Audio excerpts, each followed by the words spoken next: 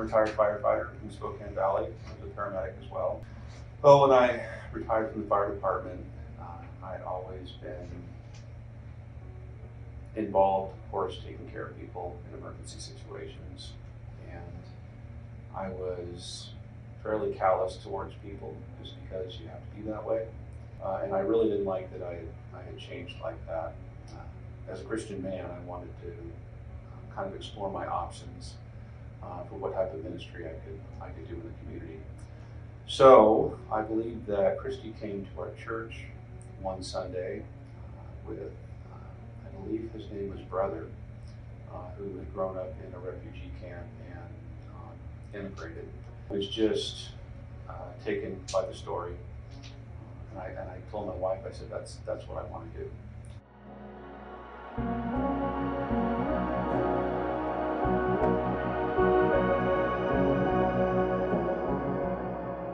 So there were three gentlemen from Myanmar, or Burma. They were Rohingya, which is a persecuted people group in Myanmar. So they became my three guys. Just kind of getting them acclimated to our society as much as possible. They didn't speak hardly any English at all, so we worked on English. They were not literate in their own language. I didn't have any basis where to start, so we just started with the simple things. I would point things out as we drive down the road: trees, leaves, colors. They could tell time. They knew had a basic idea of numbers. But these are people who were persecuted in their country, so they weren't allowed to go to school. They weren't allowed to have education. I don't believe they were even really allowed to have jobs. But I was just trying to get them to start speaking the language and explain to them through an interpreter on my phone. And the key to success in America is learning to speak.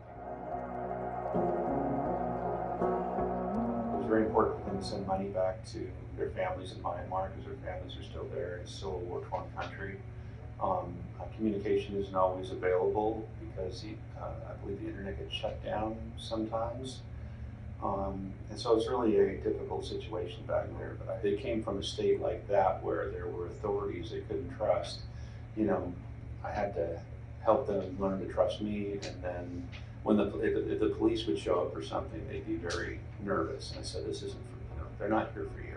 Or the fire department would show up because they had a fire in their apartment. No one was hurt.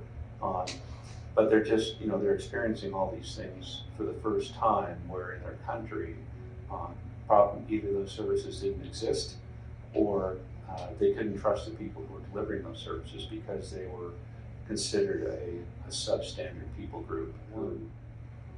They weren't liked, probably even hated, and from what I've heard, even victims of genocide at times.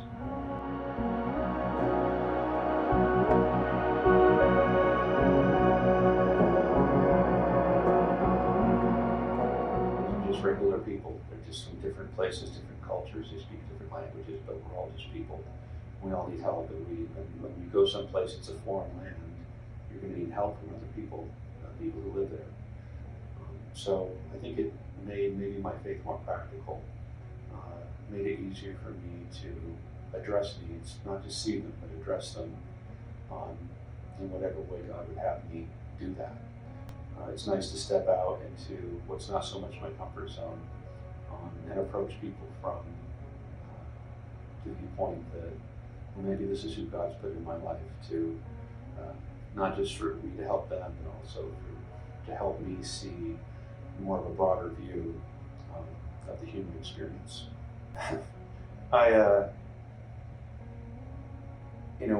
These past several years, we've had so many illegal immigrants come into the country, and I think it draws such a contrast because here's these people just walking across the border and then getting benefits and money and whatever they might need.